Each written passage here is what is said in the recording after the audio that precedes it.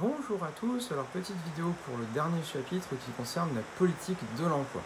Alors on va d'abord définir ensemble ce que c'est que le chômage, ensuite on verra les différentes causes que l'on peut trouver au chômage et pourquoi est-ce que le chômage c'est important. Donc on est parti pour la première vidéo, alors quelques chiffres pour commencer. Donc on considère que en à peu près un quart de siècle, il y a environ 3,2 millions d'emplois qui ont été créés en France, et que dans le même temps, la population active a augmenté de 4 millions de personnes. Ce qui signifie qu'on a 800 000 personnes qui ont accédé à la population active sans trouver d'emploi. Et je vous rappelle que la population active, ça comprend la population qui a un emploi et donc qui travaille, et la population qui cherche un emploi qui est au chômage. Il y a à peu près autour de 10% de taux de chômage en France, ça varie un peu de moins d'1%, mais bon, grosso modo on est autour de 10%. Et on est à peu près également à 12% de taux d'emploi précaire en France. Alors pour le chômage, il y a plusieurs façons de mesurer le chômage. On a la façon de l'INSEE qui mesure le chômage en France, et on a le BIT, le Bureau international du travail. La catégorie A de chômeur de l'INSEE correspond à peu près au BIT. C'est une personne donc, qui est au chômage, logiquement, qui n'a pas travaillé depuis une semaine, qui recherche activement un travail et qui est immédiatement disponible pour pouvoir occuper un travail si elle en trouve un. Ça, c'est un chômeur de catégorie A. Quand on dit qu'il y a 3 millions de chômeurs en France, c'est des chômeurs de catégorie A. Il y a également des chômeurs de catégorie B et de catégorie C, qui sont des gens qui connaissent en réalité un chômage partiel de durée longue ou courte. Longue pour la B et courte pour la C, si j'ai bonne mémoire.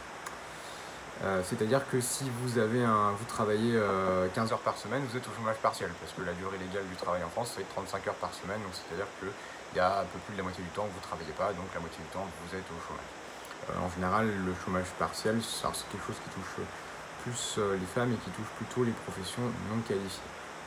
Et alors on verra ensuite qu'il y a deux types de contrats, mais on verra ça dans la vidéo d'après avec les CDI et les CDD que vous connaissez déjà, je pense. Alors on a ensuite, concernant le chômage, on a l'insécurité et on a l'instabilité. L'insécurité de l'emploi, c'est quand on n'est pas sûr de retrouver un emploi. Vous êtes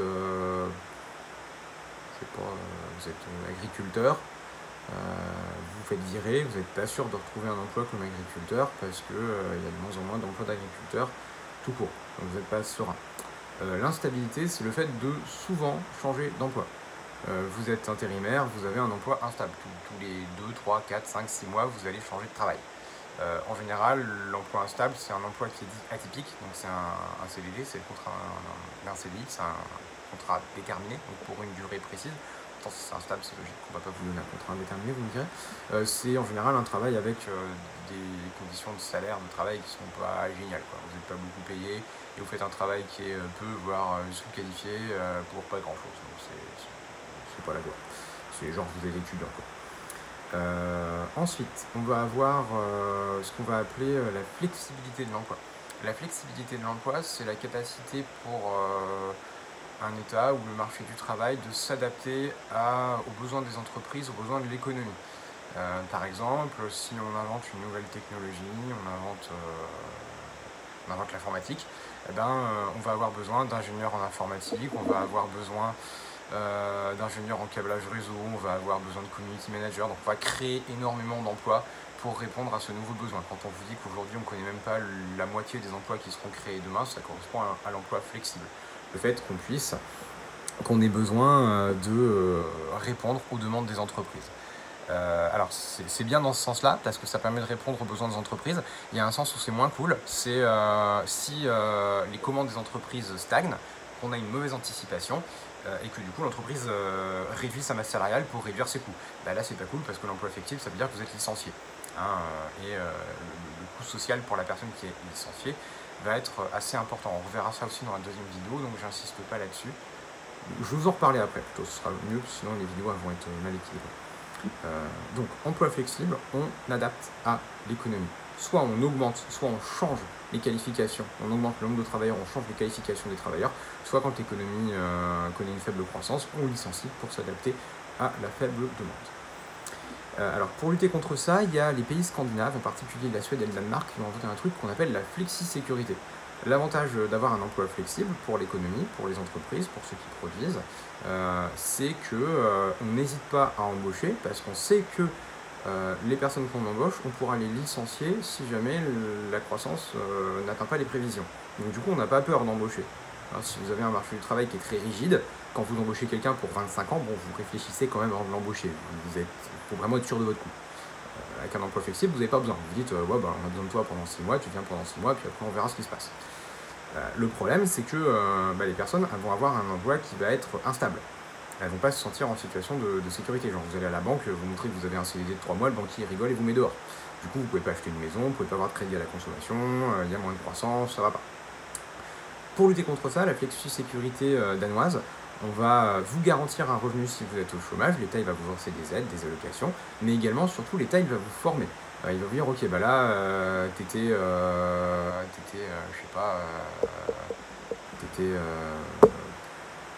mécanicien pour réparer les avions, on n'a pas besoin de mécaniciens pour réparer les avions, par contre on a besoin de gens qui savent construire des voitures électriques, donc on va t'apprendre à construire une voiture électrique parce que les voitures électriques c'est un métier d'avenir. Donc ça c'est la flexi-sécurité. On va vous donner une formation pour que vos qualifications correspondent aux demandes du marché du travail, et on va également vous permettre de carrément changer de branche ou changer de secteur, on va pouvoir vous reconvertir.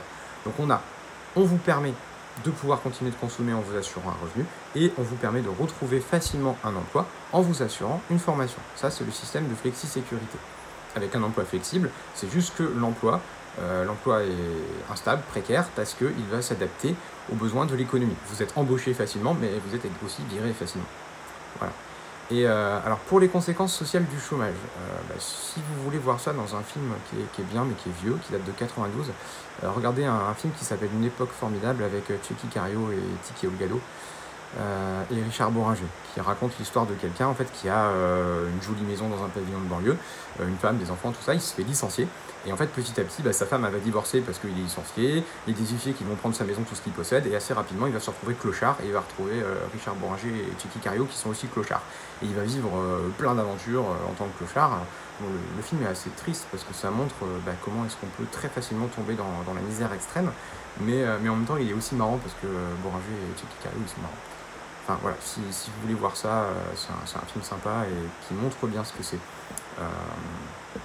que d'être au chômage et tout ce qui s'ensuit socialement.